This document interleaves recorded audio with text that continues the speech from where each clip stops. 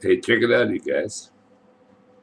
This is for my nephew Vince. I put on a shirt because he's embarrassed about my ugly, but I'm not gonna wear it too long because it's warm. But Karina, stealing my lines like that makes me smile as hell because I am what I am, and that's all that I am. It's beautiful, especially coming out of your mouth. I never. Where did you get that? You couldn't have remembered all those things from the time you were 8, 9, 10, 12. How did you remember all those things? Well, you must have been wide awake all the time. I thought you were sleeping and I was being. I don't know. Either that or your mom repeated them and repeated them after she split from me. But you sound like me. It blows my mind, Karina. How did you make? God, this thing is hot. Excuse my guys. I gotta not wear it because it's real hot. And my house isn't that hot right now. I turned the temperature down to 68 degrees. But when I'm in front of you guys warm me up. So it's kind of neat. Karina, come and she used to sit here and take my beard and braid it. And she'd be sitting here in front of me when she was little. And pulling on my beard, I'd be trying to do other things. Maybe that's how she read my mind and stuff. I don't know.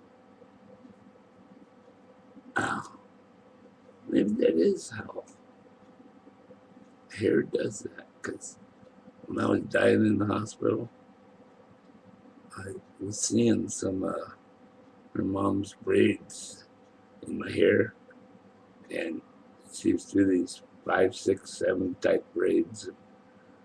My hair would be coming all kinds of things with braids, and Karina would be braiding my beard. And that's how I realized the connection to life that everybody's got. Everybody's got connections, just like everybody's got hairs and beards. Most guys cut them off, but me, if I cut them off, I turn bright red. My skin can't take cutting it off. Last time I cut my hair off, it was down to my butt. And one day I just cut it off because my mom wanted to me to. And it was red then. A week later, my hair was white, like it is now. Just went from being a redhead to a whitehead in a matter of just scissors cutting my braid off.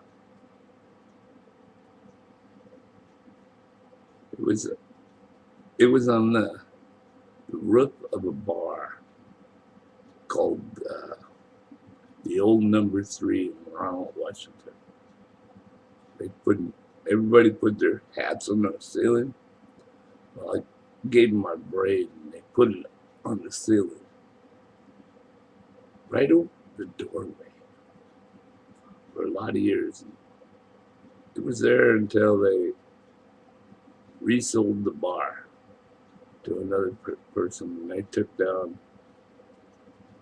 a bunch of the hats. And next time I went up, the braid's still there, but they gave it where they thought it was a special place.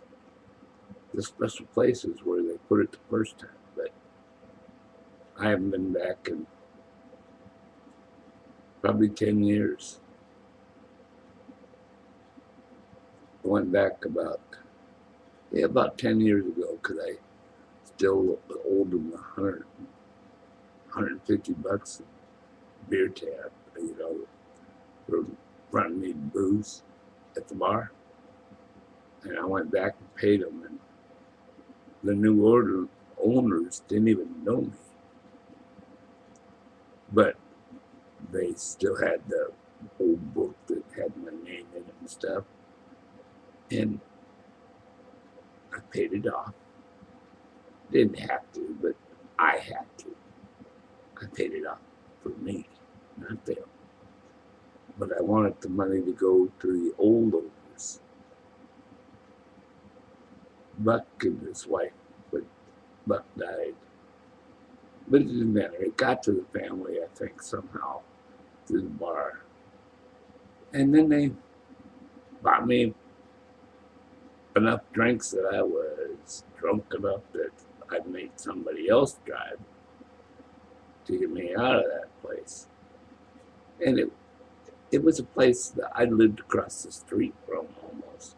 I'd walk over there, and there was this guy named Gary. This guy named Gary didn't like hippies, but him and I were good friends.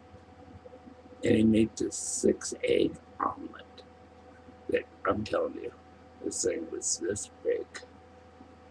And these nachos that it take 5 of me to eat with the 6-egg omelet. I'd go over and order one and eat about a quarter of it and take the other 3/4 home.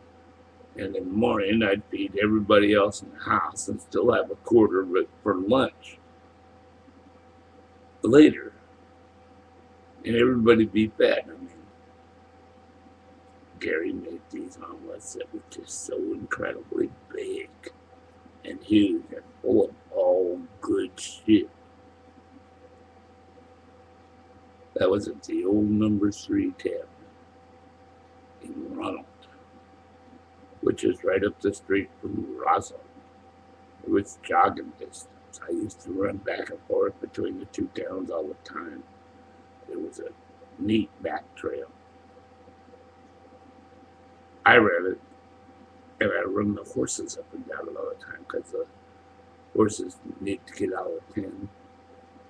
And they went by the old garbage dump that ain't there no more because they bulldozed it over. Used to have all these neat antiques. Sooner or later, one of these days, some archaeological people will dig this garbage dump up. Because when I was there picking through the stuff, it was 1,000-year-old stuff.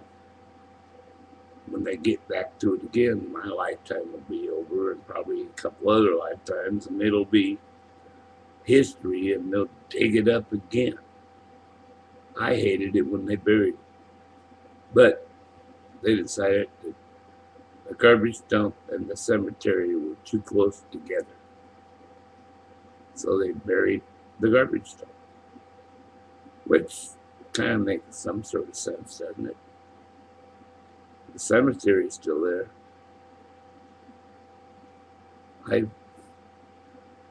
did so much work in that cemetery, making all those gravestones quit falling down and breaking and putting them together. And all the old timers in town paid me to do the work because those were their moms and their daughters and their sisters, and they wanted to keep them up and make them look beautiful. So I enjoyed making them look beautiful. It was a fun thing. Can you imagine work being fun? I always loved it. I hated that I can't work. So I make work out of play. That's why I'm trying to save the world. There's more work to be done. You hear the rhyme of that song? There's more work to be done as we run on our way. Every day there's more work to be done. I got that music of Corinda's in my head, I think.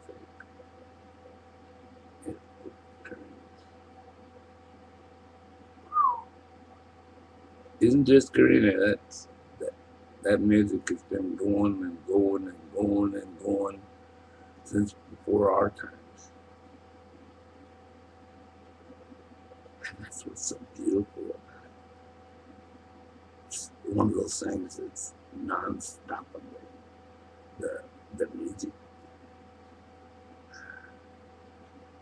Can't get this hand to work here. Just one work, just one work.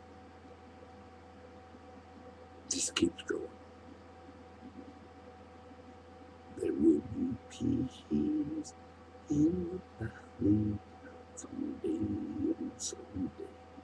There will be peace in the valley someday. No troubles, no sorrow, no future to be. There will be peace in the valley.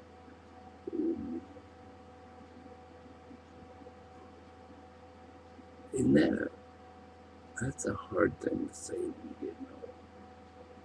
It's kind of like, dude, get out of here, Jack. The road's over for you. But I ain't gonna let no road take me anywhere until they just puke me out of here. There's a lot more to do. There is. Just, you might run out of gas. You just gotta fill the tank and try some more. Nobody's gonna kick you out of this world but yourself. And if you don't give up, don't give in. Everybody's got a world to win.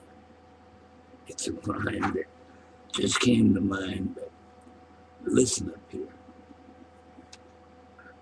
I ain't got much to say to y'all.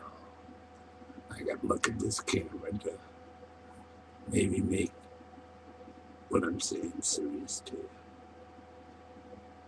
You just gotta keep trying. You just gotta keep your mind giving.